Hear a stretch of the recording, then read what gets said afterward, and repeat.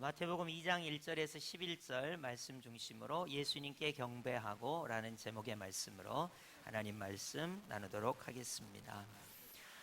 마태복음 2장에 동방박사 세 사람이 예수님께 황금과 유향과 몰약의 예물을 드렸다라는 내용의 말씀은 우리가 너무나 잘 아는 내용의 말씀입니다. 여기서 우리가 의문을 가지자면 왜 헤롯 왕은 예수님께 가서 경배하지 않았을까? 왜 대제사장과 서기관들은 예수님께 가서 경배하지 않았을까? 왜 예루살렘이 소동하고 예수님께서 베들레헴에 태어나셨다는 것을 다 알게 됐는데도 예수님께 가서 경배하지 않았을까라는 질문에서부터 시작하게 됩니다. 이를 위해서 먼저 성경 구절 한 구절 찾아보겠는데요. 여러분 빌립보서 3장 7절에서 8절 말씀을 여러분 먼저 찾아보시면 좋겠습니다. 빌립보서 3장 7절에서 8절 말씀입니다. 제가 가지고 있는 성경 320쪽이 되겠습니다. 빌립보서 3장 7절에서 8절입니다. 우리 다 함께 합독해 볼까요? 시작. 그러나 무엇이든지 내게 유익하던 것을 내가 그리스도를 위하여 다 해로 여길 뿐더러. 아멘. 우선 제가 설명을 해드릴게요.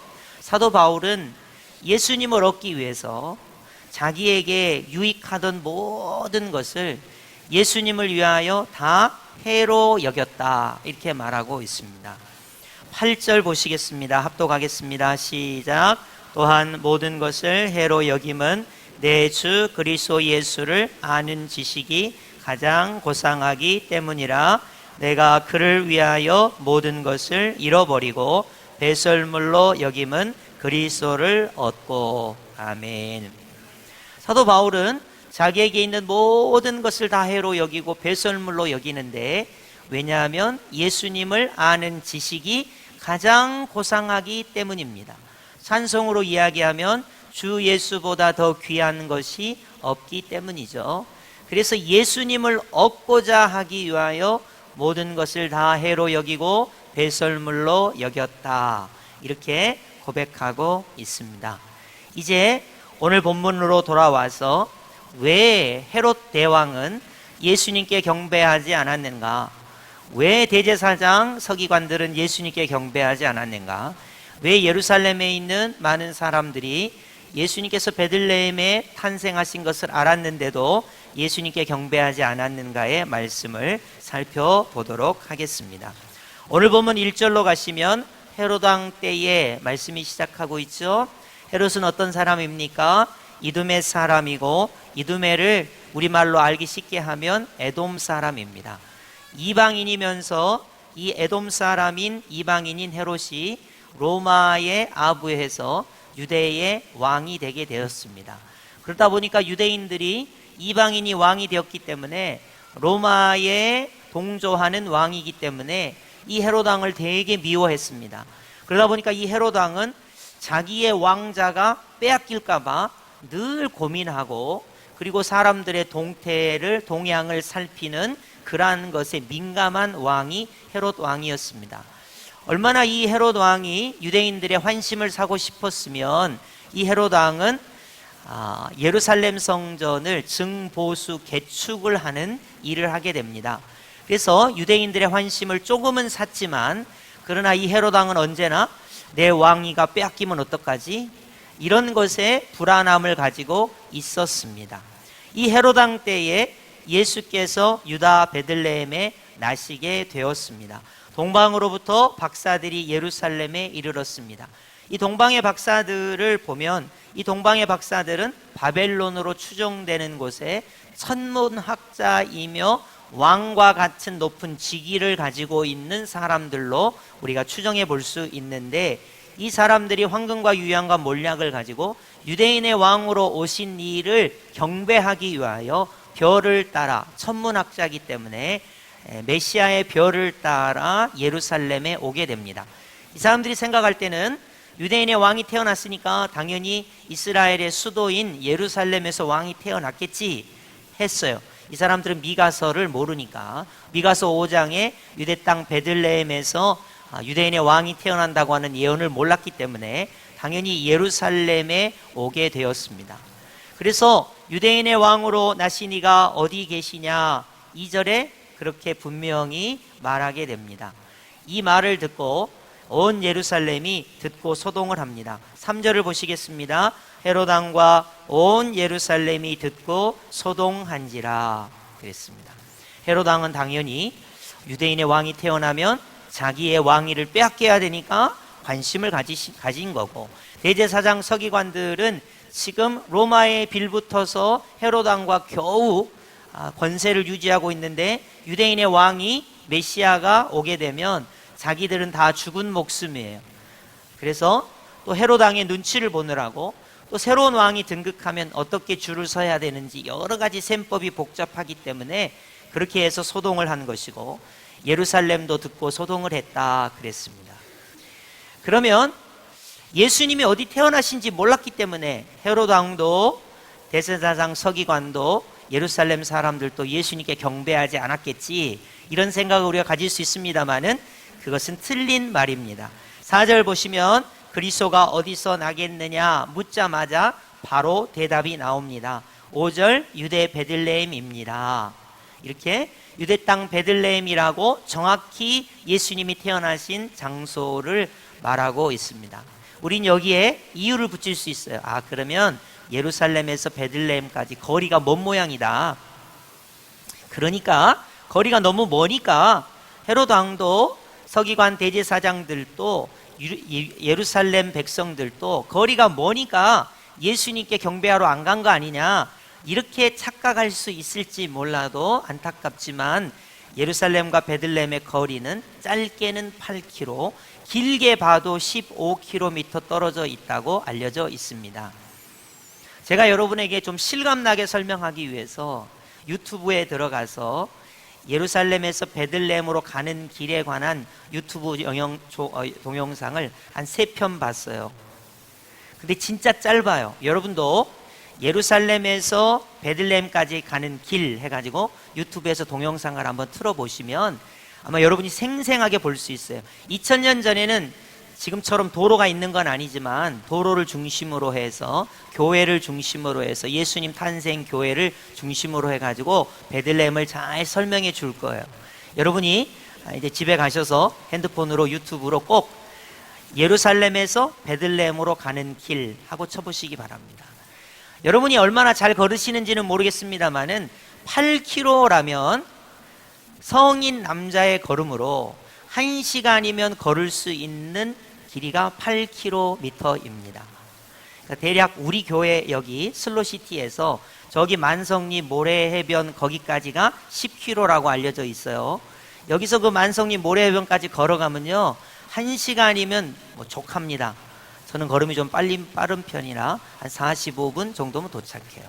그러니까 헤롯 대왕도 대제사장 서기관도 예루살렘 사람들이 예수님께 경배하고자 마음만 먹고 길을 나서기만 하면 1시간 미만으로 베들레헴까지 가서 예수님께 경배할 수 있었는데 왜 이 사람들은 예수님께 경배하지 않았냐 하는 거예요. 다시 빌립보서로 가면 내게 있는 모든 것을 다 해로 여기고 배설물로 여기고 그리스도를 아는 지식이 가장 고상하기 때문에 그리스도를 얻고 내가 가진 모든 것을 버려야 한다의 힌트가 있습니다. 자, 헤롯 대왕이 만약 아기 예수님께 가서 경배한다면 그 말은 무슨 말입니까? 나는 더 이상 왕이 아닙니다. 내 왕위는 버려도 좋습니다. 예수님이 왕이 되신 것을 인정합니다 라고 하면서 자기가 가진 모든 것을 해로 여기고 배설물로 여기고 예수 그리스도를 얻고 예수 그리스도를 아는 지식이 가장 고상하기 때문에 그렇게 해야 하는데 헤롯 왕은 자기 왕위가 예수님보다도 소중한 거예요. 그래서 예수님께 가서 경배하지 못했습니다. 왜냐하면 자기 왕위가 소중했기 때문이죠. 배설물로 여기지 못했기 때문입니다. 대제사장과 서기관들은 왜 8km밖에 안 되는 베들레헴에 가서 예수님께 경배하지 못했을까요? 예수 그리스도를 아는 지식이 가장 소중하고 예수 그리스도를 얻어야 구원을 받는데도 불구하고 이들에게는 대제사장의 직위와 서기관의 직위가 더 소중했습니다. 다시 말하면 자기가 가지고 있는 것을 해로 여기고 배설물로 여기고 예수 그리스도를 아는 지식이 가장 고상하고 예수 그리스도를 얻어야 구원받는다고 하는 것에서 벗어나서, 왜냐하면 헤롯 대왕의 눈치를 봐야 돼요. 이 헤롯 대왕은요, 얼마나 악한 사람인지 자기 왕위를 위해서 부인도 죽이고 아들도 죽인 악독한 왕이에요. 만약에 헤롯 왕이 두 눈을 시퍼렇게 뜨고 있는데 예루살렘에서 베들레헴에 가서 아기 예수께 경배하다가는 자기들은 다 죽은 목숨인 거예요. 그러니까 자기 목숨이 훨씬 소중한 거예요. 그래서 예수를 아는 지식이 가장 고상함에도 예수님을 얻고 구원을 받아야 함에도 불구하고 경배하러 가지 못했다는 것을 알 수가 있습니다. 그래서 8km밖에 되지 않은 곳이지만은 헤롯 대왕도 복지부동, 그리고 대제사장 서기관들도 복지부동이었습니다. 몰랐을까요? 몰라서 예수님께 경배하러 가지 않았을까요? 아닙니다. 다 알았습니다. 6절을 제가 다시 한번 봉독해 드리겠습니다. 또 유대 땅 베들레헴아, 너는 유대 고을 중에서 가장 작지 아니하도다. 내게서 한 다스리는 자가 나와서 내 백성 이스라엘의 목자가 되리라 하였음이니이다 라고 대제사장 서기관들이 말했고, 이 말을 헤롯 대왕이 들었고 이 말을 예루살렘에 있는 모든 사람이 알게 되었습니다. 그러나 어느 누구도 우리 예수님께 경배하러 간 사람은 없었습니다. 이거를 설명하자면, 내게 있는 모든 것을 배설물로 여기고 해로 여기고 그리스도 예수를 아는 지식이 가장 고상하고 예수 그리스도를 얻어서 죄에서 자유를, 그리고 사망과 죽음에서 부활과 생명을, 사단 마귀의 권세 아래서 하나님의 자녀가 되는 권세를 얻어야 하는 구원을 누려야 함에도 불구하고 자기가 가지고 있는 것들 배설물로 해로 여기지 못한 것 때문이라고 말할 수 있겠습니다. 자, 헤롯 왕은 여기에 더 지나쳐서 예수님이 계신 곳을 알면 예수님을 죽여야 되겠다, 이렇게 생각하기까지 하게 됩니다. 이제 박사들이 예수님이 태어나신 곳을 알게 되었습니다. 그리고는 이제 베들레헴으로 갑니다. 아기 예수님을 만났습니다. 아기 예수님께 황금과 유향과 몰약을 예물로 드리게 됩니다. 오늘 본문 11절이죠. 11절 제가 봉독해 드리겠습니다. 집에 들어가 아기와 그의 어머니 마리아가 함께 있는 것을 보고 엎드려 아기께 경배하고 보배합을 열어 황금과 유향과 몰약을 예물로 드리니라. 아멘. 여러분, 동방박사가 이제 아기 예수님께 엎드려 경배하고 황금, 유향, 몰약을 예수님께 드리게 됩니다.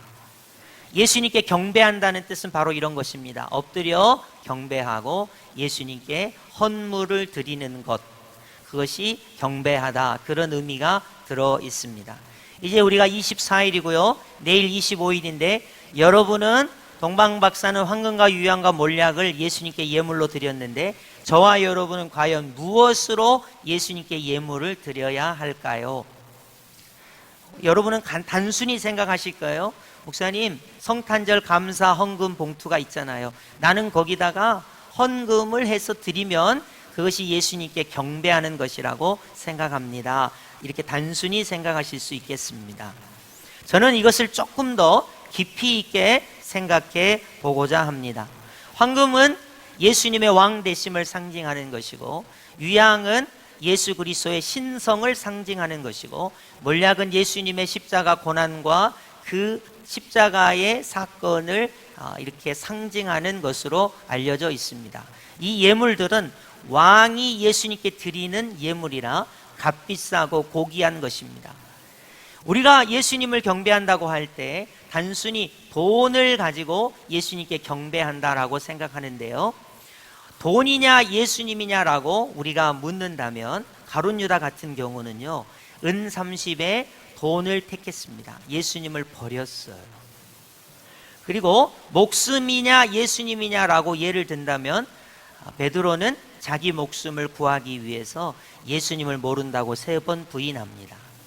그래서 빌립보서의 말씀대로 하면 내게 있는 모든 것을 다 해로 여기고 배설물로 여기고 그리스도 예수를 아는 지식이 가장 고상하고 예수 그리스도를 얻어서 구원을 받기 위하여 예수님께 경배한다고 한다면, 여러분, 영생을 놓고 또 천국을 놓고 나의 구원을 놓고 왜 예수님께 경배해야 하는가를 우리가 깊이 생각한다면, 내게 있는 모든 것을 다 해로 여기고 배설물로 여기고 그리스도 예수를 아는 지식이 가장 고상하고 그리스도를 얻어서 내가 구원을 받기 위하여 경배한다고 여러분이 생각하신다면, 우리는 과연 어떤 예물을 예수님께 드려야 할까 깊이 고민해 봐야 하겠습니다.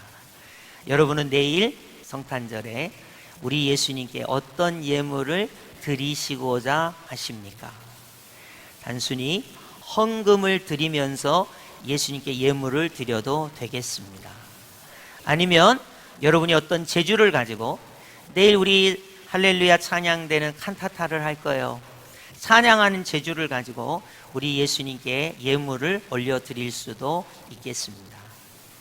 여러분은 과연 어떤 것을 가지고 예수님께 예물을 올려드리고 싶습니까? 저는 이 말씀을 깊이 묵상하다가 어떤 것을 가지고 예수님께 나의 경배하는 것을 보여드릴 수 있을까 하다가 최고의 선물을 발견했습니다. 여러분 성경을 한번 찾아보실까요? 로마서 12장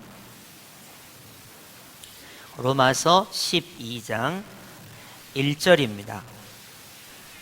로마서 12장 1절 256쪽 보시고 우리 다 함께 어떻게 예수님께 나의 예물을 드릴 것인가, 12장 1절 로마서 12장 1절 합독하겠습니다. 시작. 그러므로 형제들아 내가 하나님의 모든 자비하심으로 너희를 권하노니 너희 몸을 하나님이 기뻐하시는 거룩한 산 제물로 드리라. 이는 너희가 드릴 영적 예배니라. 아멘. 저와 여러분이 최고의 것을 예수님께 경배하며 드릴 수 있다면, 물론 돈도 되겠고 여러분의 재능도 되겠고 그렇지만은 이 몸을 우리 예수님께 드리는 것입니다. 여러분 이 몸을 예수님께 드리면 이 몸으로 뭐든지 헌신할 수 있기 때문에 이 몸을 예수님께 드립니다 하는 것입니다. 사실 동방박사 같은 경우는 황금과 유향과 몰약을 예물로 드렸어요. 들에서 양을 치던 목자들은 아무것도 예물로 드릴 게 없었습니다. 가서 그냥 경배만 했습니다. 그리고 오늘 우리가 오후에 볼 시므온이나 안나도 고령의 사람들이기 때문에 예수님께 어떤 물질을 드린 것이 아닙니다. 자기 자신을 드린 것입니다. 여러분이 이 성탄절에 사람들끼리 선물을 주고받고 연말연시에 흥겨움으로 지내고 하면서 예배를 드리면서 예수님께 경배한다고 할 때 우리의 마음의 자세는 헌신의 자세가 되어야 하는 것이에요. 헌신의 자세가.